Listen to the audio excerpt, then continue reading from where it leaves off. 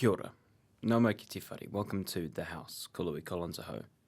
Most Friday evenings at Parliament, not many people are here. Maybe the cleaners, maybe a few staffers getting ahead for next week, but most MPs have headed back to their electorates, and if anyone is still around, they're probably having a quiet drink at Parliament's Pint of Water bar.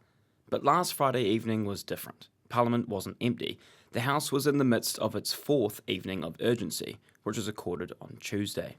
Madam Speaker, we are going into urgency today to get through legislation before the end of the year. None of the bills progressing this week will skip their Select Committee process. By about 8:30 on Friday evening, the House was on its last item of business. A committee staged then a third reading of the Judicature Timeliness Legislation Amendment Bill. And if you're wondering what that word means, here's Labour's Greg O'Connor during the committee stage. In relation to the title of the bill, I just wonder why we've got such a complicated title. If one Googles the word judicature and pronounces it properly, Judicature. it refers to the administration of justice by courts and judges, or more broadly, the judiciary. The committee stage is of course short for the Committee of the Whole House stage, which is the second to last one of a bill's journey through the House. Its purpose is for MPs to go through the bill line by line and make sure that it will do what it promises. The committee stage is also a last chance for changes to be made before it goes to its third reading debate, which acts as a concluding summary of the bill and a final chance for MPs to put their support or opposition on record. These changes are made through amendments. For an example of an amendment, here's O'Connor again during that same committee stage. I've got an amendment paper, Minister, around the High Court judges. What we've said is we've now, and I noticed that the Minister's amendment is now moved it to be no fewer than 60, or to 60. My amendment says that let's keep this flexible. Flexibility in the system is got to be preferable to the very prescription that I see as being something of a bar to justice, or certainly slows justice or prevents individualising a lot of the decisions that the smart judges used to make. My amendment says that perhaps that we should have that flexibility that says the number of High Court judges appointed from time to time referred in section 6.2b must not be fewer than 60, but not exceed 65, because this would again allow for the ups and downs, the variations that do come. So again, that would just give the issue that may well be we need to go to 63 judges for some time to deal with that. So my amendment is to deal with just that. It's actually amendment to the Minister's amendment. It's common in a committee stage for the Minister, who sits at the chair at the table in the middle of the chamber, to address any amendments, usually adding why they won't be adopting them if they are opposition ones. Here's Minister for Courts, Nicole McKee. And I'm referring to the member's amendment paper number 443, where he is looking to amend the amendment paper of Minister Goldsmith. And in answer to his questions about the minimum and maximum number of judges, there is a reason why we don't increase it to 65, and that's because the High Court judges are paid through a permanent legislative authority, which is held in section 1351 of the Senior Courts Act 2016. The judge's remuneration is set independently by the Remuneration Authority to maintain judicial independence, and so we need to think about that every time we add numbers to the cap, because it means that there has to be an appropriation put aside for that number. These amendments are then voted on at the end of each clause or section. The question is that Greg O'Connor's tabled amendments to the Minister's amendments to Clause 4 set out on amendment paper number 443 be agreed to. All those in favour say aye. Aye. To the contrary, no. No. The ayes have it. The ayes have it. Ayes have it. All right. Now, if you didn't quite pick up what happened in that clip, the government did not vote against Greg O'Connor's amendment. As a result, the amendment was agreed to, hence why you can hear Te Anō Tuiono, who was in the chair, slightly surprised. To dissect what exactly happened here, I talked to the MP who was lucky enough to have his amendment adopted. Yeah, Greg O'Connor, Member of Parliament for Otahuhu. And was it Friday night? They were in the midst of urgency on the last bill. Can you tell me what that bill was? Well, it was Friday night, but technically, of course, it was still Tuesday because we'd been in urgency since Tuesday. The bill was the Judicature Timeliness Legislation Amendment Bill. Lots of people were struggling with the name in the House, weren't they? Which everyone was struggling with the name. In fact, one of my amendments is that why don't we just change it to the Judiciary Timeliness Legislation Amendment Bill? But that one got rejected. And what does this bill seek to do? Look, a few things, but for the point of this, it increases the number of High Court judges. Initially from 55 to 57, the Minister had an amendment to lift it to 60, and that's it, just increase the number of High Court judges.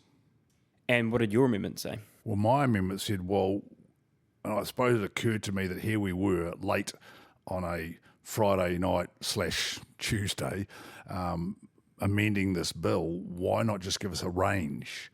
So my amendment said, well, why don't we have a range between 60 and 65? So if the workload's high, we could go up to 64, 65, and then if the workload drops off for any reason, we can not replace judges and go back to 60, which seemed to make a lot more sense. Certainly made more sense than having to come back with a bill every time you wanted to increase the numbers even by one.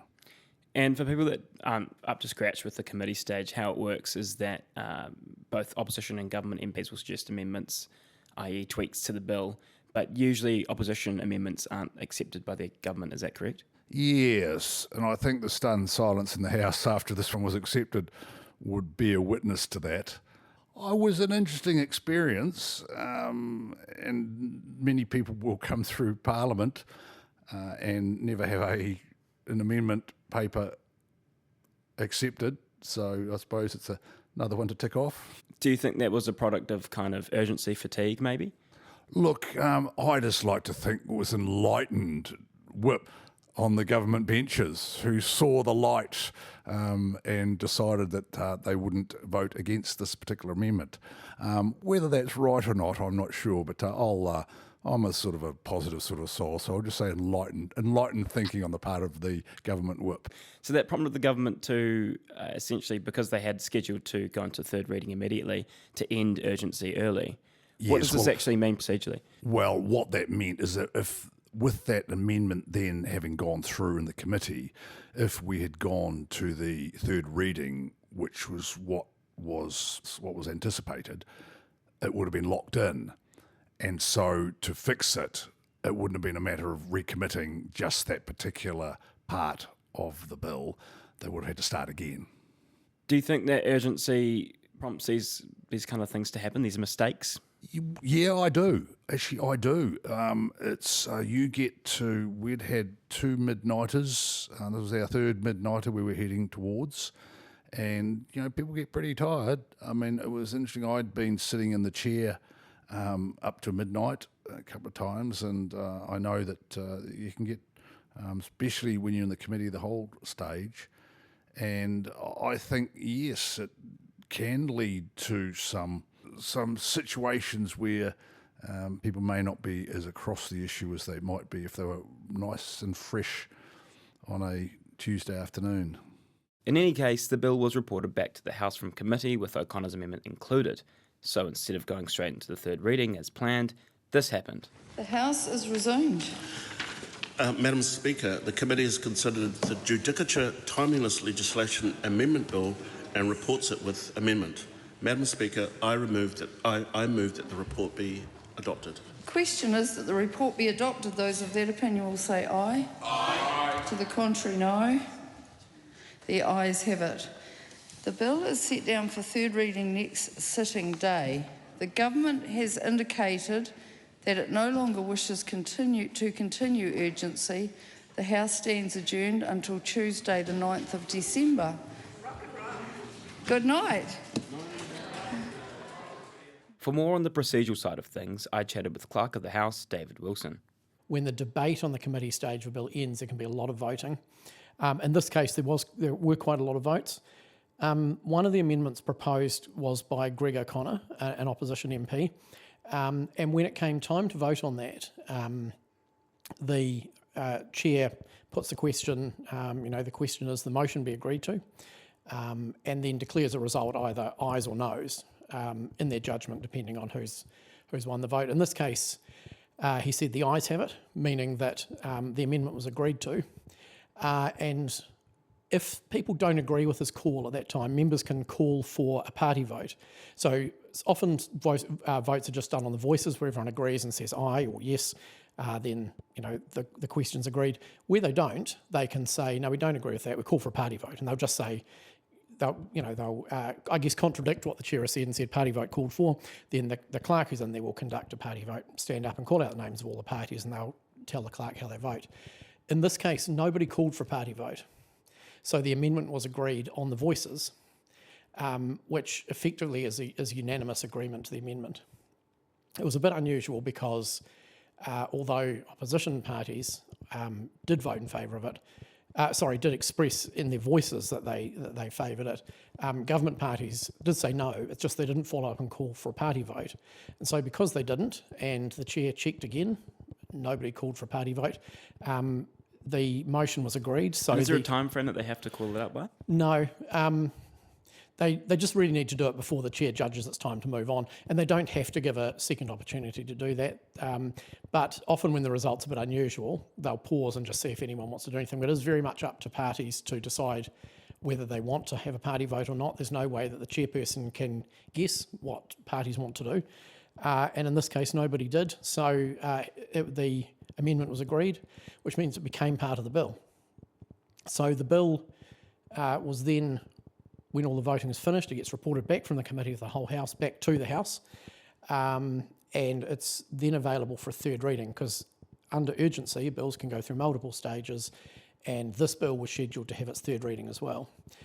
The other thing that can happen in urgency, though, is that the government can always say at any time during urgency, we've had enough, or we've done enough, we're happy with how far we've gone, and we're not going to proceed any further, which is what they did before this bill had its third reading. So what would have happened if they continued on and didn't realise?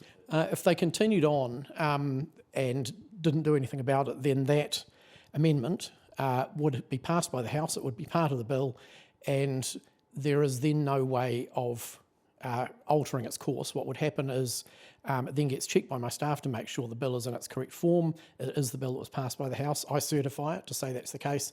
Then the Prime Minister and the Attorney General sign it off. It goes to the Governor General for royal assent. And there is no way back when you start going down that path. In other words, it'd be a real headache to undo. Yeah, so you'd need amending legislation then. You'd need a new bill to amend this. So what are the steps now? Because they've realised that they've made the mistake on the voting front. How do they go back and fix it? Yeah, so the way that errors made in Committee of the Whole House can be fixed, and this happens occasionally, is that when the bill comes up for its third reading, which is any time in the future that the government decides it would like to have it, when the third reading gets called by the clerk in the House, a member just needs to move that the bill be recommitted, so sent back to Committee of the Whole House, and it can then be debated again. And they can send it back just to focus on one issue if there's just one mistake to fix, and that's normally the case. And so that is the option open to them. Normally, because bills only go through one stage in a day, there's plenty of time to find and fix mistakes. When they go under urgency, there's always that risk that something gets missed. So we can expect that next sitting day, the government will likely say, we want to recommit this bill. Well, they'll do it at some point. There's no great urgency because the bill can't progress anymore. It can't have its third reading unless the government decides it wants to have it. It is the government's bill. But at some point, I would expect that would be the way of fixing it. Anything else that's worth knowing for the public about this whole process? Well, I guess it's just the importance of, I suppose the highlight of one of the risks of bills going through under urgency is that if mistakes are made, which is more likely when, members sit day Agency after day fatigue, your normal sort of options of only being able to do a bill through one stage in a day means that usually a little bit more time to spot it. Luckily in this case, or luckily for the government in this case, they did spot it and they had time to put the brakes on before it had its third reading. That was David Wilson, Clerk of the House. I te whakarongo koe ki te whare. You've been listening to The House, a program made with funding from Parliament's Office of the Clerk. Matua.